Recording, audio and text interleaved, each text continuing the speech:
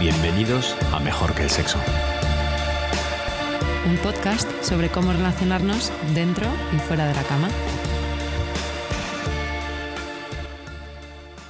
Hoy estamos muy emocionados de hablaros de Jordan Peterson. Para los que no lo conozcáis, Jordan B. Peterson, que es como se llama, es un psicólogo clínico canadiense y un profesor de psicología en la Universidad de Toronto. Y él, se especializa en psicología de la personalidad y en el estudio psicológico de la religión y las creencias ideológicas. Esa es su pasión, ¿no? Y pues se ha metido en algún que otro lío que se ha hecho viral en prensa varias veces por sus comentarios, que a veces se dice que o te encanta o le odias, ¿no? Provoca algo en el público. Y creemos que es importante que tengamos su perspectiva aquí en el programa. Sí, un tío muy interesante. Además me acuerdo que cuando tú y yo nos conocimos, el primer día empezamos a hablar de Jordan Peterson como locos. Creo que fue mi monotema durante meses. Sí. Acababa de sacar su libro, del que luego hablaremos, de 12 reglas para... ¿Te acuerdas del título? 12 Rules for Life, un antídoto para el caos. Un antídoto para el caos, sí. Y os presentamos a Jordan Peterson a través de su propio podcast, en el que puedes encontrar la versión audio de los vídeos más conocidos de YouTube, que tiene 1000, de cuando graba sus clases. Tiene miles. Tiene miles, sí.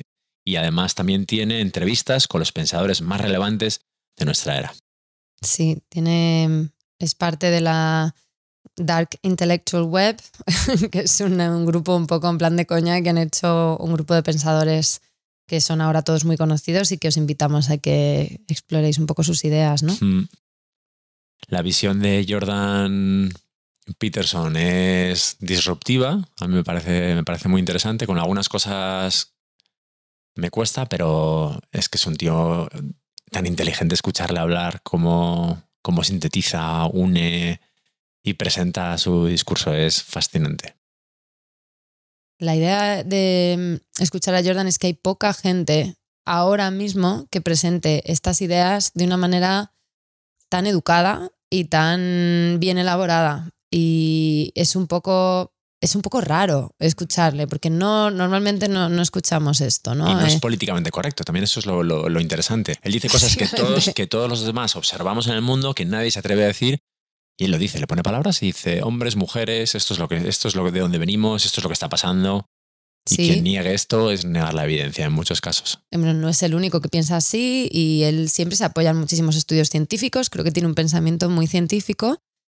Pero por supuesto, cuando te metes a estudios científicos y a investigaciones, pues siempre tienes de todos los lados, ¿no? Da igual qué ideología sostengas, es muy fácil encontrar literatura y gente que defienda cada una de esas posiciones, ¿no? Totalmente. Pues la suya es un poco combinada, diría yo. No, hay gente que le considera extremo, pero para mí no lo es. Para mí creo que es bastante de centro y que tiene sus ideas y se apoya en una ciencia que hace referencia a esas ideas, ¿no? El episodio de hoy, vamos a enmarcar el episodio de hoy, se llama la crisis de la masculinidad. Sí, dice que, primero no le gusta que lo llamen la crisis de la masculinidad. ¿Te acuerdas? Sí. Que dice que eso es un poco victimizar la situación, ¿no? Que comparado con otras épocas donde los hombres iban a la guerra, por ejemplo, o los hombres tenían trabajos, y los siguen teniendo, pero trabajos súper, súper duros. Habla de las minas en Gales, ¿no? O en Inglaterra. Trabajos súper duros donde se morían a los 35 años. Es verdad. Ya, eso era una crisis. O sea, ahora tenemos otros problemas que no deja de ser un problema, pero llamarlo la crisis de la masculinidad le parece demasiado. Dice que es más una crisis entre la comunicación entre los géneros. ¿No? Él dice, claro, de relaciones entre géneros. Es verdad lo que tú dices, y en el podcast del que estamos hablando, él hace una lectura del pasado muy interesante, porque él dice que cuando habla del patriarcado, ¿no? Que vamos a hablar de que se habla mucho en este podcast. Y él dice que estábamos sobreviviendo, hombres y mujeres, que los roles que cogimos, que no es tanto como una maldad del hombre intentando hacer todo a su favor, sino que hace 150 años se vivía muy mal y tanto hombres como mujeres. Y había hambre y intentamos... Y todavía se vive muy mal. Pero ya en términos absolutos, la pobreza, si miras estadísticas que él cita, que ya no me acuerdo, ha mejorado mucho la calidad de vida. Sí, bueno, ese pensamiento lo comparte con Steven Pinker, que es un científico que os recomiendo que muchísimo. Tiene una TED Talk brutal. Es buenísimo. Y es un poco lo que ellos quieren es dar perspectiva histórica de dónde venimos, ¿no? Porque a veces comparamos dónde estamos con el ideal, con la utopía de cómo sería la civilización ideal, el sistema ideal. Y dice que eso por un lado es peligroso. Tener ideales inventados, ¿no? Que tenga alguien en la cabeza, que eso ha pasado varias veces y no termina bien. Y entonces dice, haciendo una reflexión histórica, estamos en el mejor momento de la historia. Punto. Y Steven Pinker también dice, si tú, y eso creo que lo dijo Obama, dijo, si a ti te diesen a elegir en qué época vivir, y tú no sabes si vas a ser hombre, mujer, discapacitado, transexual, homosexual, lo que sea, pobre, rico, ¿en qué época elegirías vivir? En el 2019 está claro. No ha habido época mejor. Hay mucha más protección, más tolerancia en general. Claro que él dice, claro que hay lugares y sitios donde esto no ha llegado, pero en algún sitio tenía que empezar. Y gracias a Dios, pues mira, para nosotros ha empezado en el mundo occidental y tenemos que estar agradecidos. Entonces ahí es cuando él se cabrea con la idea de la tiranía patriarcal. Dice que hay facciones que han reducido, que es muy reduccionista, el pensamiento de que todo es culpa del patriarcado. Todo lo malo que sucede hoy en día es culpa del patriarcado. Que haya pobreza es culpa del patriarcado, que haya opresión a las mujeres o a los gays. Y lo reconoce que lo hay. Él no dice que estamos en un mundo perfecto y que no haya... que no hay fallos en el sistema, lógicamente, que inclina la balanza hacia hombres. Él lo ve, lo reconoce. Sí, claro. Pero dice que que estamos saliendo de ahí, que es lo mismo que dice Steven Pinker, ¿no? Que es como, no es perfecto, por supuesto, pero vamos hacia ello y no hay que culpar de todo al sistema patriarcado y a la masculinidad en sí, no como concepto. Así que le hemos quitado en nuestra cabeza, en nuestra imaginación, estamos demonizando la masculinidad. Sí. Y él le da la vuelta y lo formula en positivo. Vamos a reconocer esa fuerza y vamos a canalizarla para algo provechoso. Exacto. Dice que las características llamadas masculinas, que aquí ya... Vamos a... Yo ya he aprendido bastante, ¿no? Con lo que hemos hecho y prefiero evitar pensar en términos de lo masculino y lo femenino, porque me parece que todos podemos tener todas las características, ¿no? Todos podemos ser fuertes y vulnerables, todos podemos ser intelectuales y emocionales. Sí, pero él dice que no somos iguales. Ya. Hombre, es que es verdad, ¿no? Biológicamente somos diferentes. Él lo dice de una manera, dice, somos la misma criatura, pero tenemos diferencias fundamentales. Estamos hablando de su visión, quiero recordar. Bueno, y ¿sabes de qué me he acordado? Del capítulo que hicimos con Leo Marguets, ¿te acuerdas? Y con ella hablamos un poco de esto, ¿no? Porque ella también nos dijo que no se veía reconocida en el pensamiento hegemónico feminista, que al final es el feminismo de la igualdad, y que no representa a todos los feminismos, ¿no? Y a todas las mujeres ni a todos los hombres ahora mismo, porque ella cree en la diferencia y existe un feminismo que es el feminismo de la diferencia, ¿no? Que también contempla esto, que es un poco el rollo de Peterson. Ese concepto, Yo no lo veo tan diferente. Y sí, él dice, se basa en la biología, y él publica estudios donde se demuestra la diferencia, que al final es decir que no solo es cultural, ¿no? Que hay un factor biológico además del cultural. Incluso él dice que en los países escandinavos, que todo el mundo pone como ejemplo, cuando el factor cultural desaparece, según sus estudios, el factor biológico nos hace cada vez más diferentes. Exacto. O sea, y además lo que él dice es que nadie esperaba ese resultado. Ellos pensaban y se pensaba que cuanto más políticas de igualdad hubiese en un país, más iguales íbamos a ser y más habría mujeres ingenieras y hombres enfermeros y cuidadores de niños y tal, y que eso se iba a igualar porque al tener igualdad de oportunidades todos, pues íbamos a elegir pues desde la igualdad y desde la libertad. Y lo que ha pasado es lo contrario. Y esto no lo dice él, lo dicen ciertos estudios que él publica. Ya pondremos los links. Eso es muy interesante. Y fue un shock. Ese concepto, porque él habla siempre... Nadie se esperaba eso. Él habla de igualdad. Él cree en la igualdad de oportunidad, pero no en la igualdad de resultado. Eso es algo que de lo que siempre está hablando. Que por eso también hubo un escándalo, porque el primer ministro canadiense en algún momento parte de su campaña fue que el 50% de su gabinete iba a estar compuesto por mujeres porque ya está bien, porque estamos en el año 2000, y esto creo que fue en el 18. Y él dice que eso es absurdo. Él dice, no, o sea, la competencia no tiene nada que ver con ser mujer o hombre. Entonces, la competencia de cualquier puesto de trabajo tiene que ser medida independientemente de que seas mujer o hombre. Precisamente él lo considera casi una posición sexista, ¿no? Dar ventaja a un sexo sobre otro. Sí. Entonces dice, claro, sí. Decía además que había un 21% de mujeres aplicando, ¿no? O sea, presentándose a esos puestos. Y por ahí pues también montó la de Dios en Canadá. Sí, no tiene pelos en la lengua, Jordan. Habla de muchas cosas. Habla, por ejemplo, luego en la parte que a él le gusta de la biología, de cómo las mujeres se relacionan con hombres y qué tipo de hombres, ahora que estamos hablando de la masculinidad. Y él dice que las mujeres eligen a hombres que están en su mismo nivel o superior. Y que tiene una... En todos los países y todas las culturas dice que no es... Que no, ese sí es transcultural y no hay diferencias. Y él dice que bueno, que él no lo ve tan desacertado, que por qué no tú como mujer ver a los hombres que están compitiendo entre ellos, elegir al ganador, porque piensas que va a ser el mejor proveedor. Porque, claro, él habla mucho también de que no hay tanto diferencia de géneros, sino es la maternidad lo que cambia todo, ¿no? Porque, y es verdad, cuando tienes un hijo, la cantidad de recursos que necesitas, de tiempo y de dinero, hacen muy justa esa balanza, si eres madre o padre también. Claro, pero bueno, él apoya que tenemos, o sea, aquí es donde también otro punto de controversia es que él dice que las mujeres están mejor preparadas para cuidar de los niños, especialmente en el primer año.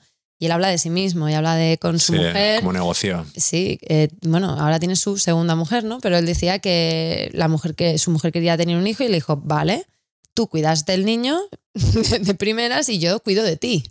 Y dice, y no me parece mal, porque ella va a necesitar apoyo. Y dice, por supuesto, yo entraba y salía y claro que cuidaba de mi hijo, ¿no? Pero que al final el primer año es de la madre. Y bueno, eso es una cosa también ahora muy radical, porque ahora estamos más, socialmente más inclinados a pensar que el hombre tiene que compartir al 50% las tareas de la maternidad, tienen que ser iguales a las de paternidad. Y él dice que no necesariamente, ¿no? Que somos diferentes y se basa en el test de los 5 rasgos de la personalidad. Está disponible online, seguro, en 1000 sitios, y Jordan también lo ofrece, pero de pago. ¿Tú has hecho el de Jordan? Sí, yo he hecho el de Jordan. ¿Puedes contarnos qué Sí, qué claro. te salió?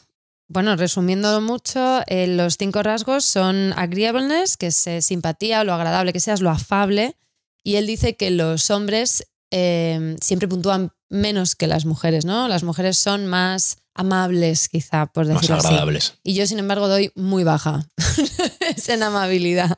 Luego habla de la conscientiousness, que es la diligencia, la meticulosidad, la disciplina, que es igual entre hombres y mujeres, según él. Y tú ahí das alto. Normal. ¿Ah, no? Súper normal, tirando abajo. Sí. Y extroversión, la extraversion, soy súper extrovertida y asertiva, que es lo que las mujeres suelen puntuar ¿Está bajo. junto asertividad y...? Está dentro. En realidad la extroversión se divide luego en entusiasmo y asertividad. Y las mujeres normalmente en las estadísticas dan más bajo que los hombres, y yo doy súper alta. Y luego, yo todo lo contrario a la media. La neuroticism, que bueno, es un poco, él lo dice, sensibilidad a la emoción empatía, negativa. ¿no? A la emoción negativa. En realidad no es bueno ser neurótico. Y las mujeres suelen ser más neuróticas, y él considera que puede ser, pues siempre referencia a la biología, dice, pues si tienes que estar durante miles de años, las mujeres han cuidado más de los niños, tienen que ser hipervigilantes y estar mucho más atentas a cualquier riesgo, con lo cual... Prever el peligro. Eso es. Y luego hay el último rasgo, que es... yo no soy nada neurótica, tampoco soy muy... Y en apertura a la experiencia es, bueno... Das alto ahí. Sí. Moderada, moderada alto, sí. Y eso es independiente de hombres y mujeres también. O sea, que ves ahí, él dice, por supuesto que somos, él parte de la base de que hay más similitudes entre hombres y mujeres que diferencias. pero las diferencias pueden ser importantes a la hora, por ejemplo, de elegir una profesión. Por eso no cree en forzar los cupos de hombres o de mujeres en una profesión, ¿no? A obligar a los hombres a que se metan a todos enfermeros ahora o cosas así. Sí. Y luego parte de su discurso, que yo creo que eso te ha gustado mucho, ha sido, hemos hablado tú y yo antes, que estamos un poco tiranizando, no es la palabra. Estamos viendo de una manera negativa las facultades masculinas, la asertividad. Bueno, es que hay, pues, por ejemplo, él dice que en los patios del colegio, ¿no? Se han prohibido cualquier tipo de nada que implique riesgo, ¿no? Y sobre todo en Canadá y en Estados Unidos son muy frikis con esto. Entonces él dice que no, una de sus reglas del libro es déjales que hagan skate. Hay que caerse, hay que sufrir, claro, para aprender. Y eso dice. Y tiene sentido. Y que es mucho, pues incluso yo creo que él es un poco pro que los niños se puedan pelear incluso de manera física. ¿Sabes? En plan, en un momento dado puede que te tengas que defender de una manera física y que eso está súper capado. Y dice, bueno, pues es que al final ser capaz de enfrentarte, de tolerar un poco de violencia y defenderte y mantener tu sitio con eso. Dureza. Yo creo que uno de sus principios es ser duro. Generar. Dice que no hay seguridad. Buscar seguridad en la vida es imposible. La vida es 100% letal para todos nosotros. Sí, pero bueno, no habla de una fortaleza de chunga, ¿no? No, habla de fortaleza de espíritu, de encajar los reveses de la vida. Es parte de su discurso fuera de la masculinidad, que ahora lo ha aplicado a la masculinidad, pero porque podría ser para hombres y mujeres. La vida es difícil, tienes que prepararte para que la vida sea difícil. Y yo creo que de las cosas que más me gusta es que hay que buscar un sentido. El sentido, ¿no? Darle un sentido, tomar esa responsabilidad y protegerte de esa manera contra la adversidad. Dice que la gente que busca el sentido de la vida, que él ha visto que la gente que más responsabilidad toma hacia algo, más nivel de compromiso con las cosas, más sentido tiene su vida. Exacto. Cuando tú tienes un hijo, él dice, ¿no? Pues tener un hijo es una responsabilidad, la mayor responsabilidad que puedes tener, pero eso da mucho sentido a tu vida. Claro. Entonces, si huyes de tomar responsabilidad, te estás escapando del sentido de la vida, no lo vas a encontrar. Entonces por ahí van un poco los tiros. Al final habla de todo menos de la crisis de la masculinidad. Sí, pero bueno, él luego lo cierra así, ¿no? Dice, y esa es la falta de todo eso es la crisis de la masculinidad, ¿no? Hombres que no quieren asumir responsabilidad, que no quieren, hombres y mujeres, podríamos decir. Que se incentiva más casi la vulnerabilidad que la fortaleza de espíritu. Exacto, ¿no? Que es como que las políticas de tolerancia y de corrección política está de alguna manera sobreprotegiéndonos a todos y no nos hace que nos formemos y que espabilemos cuando somos adolescentes y hacia ser adultos, y que luego, claro, viene la vida y no sabes ni reaccionar. Claro, sí. Sí, muy potente Jordan Peterson, os lo recomendamos a todos. Como siempre, si pensáis que hay alguien al que le puede venir bien este episodio, por favor, compartid. Y también si tenéis opiniones contrarias, si os molesta y odiáis a Jordan Peterson, por favor, hacednos saber por qué. Escribidnos a hola@mejorqueelsexo.com y en Facebook o en Instagram nos tenéis también a vuestra disposición. Hasta pronto. Hasta pronto.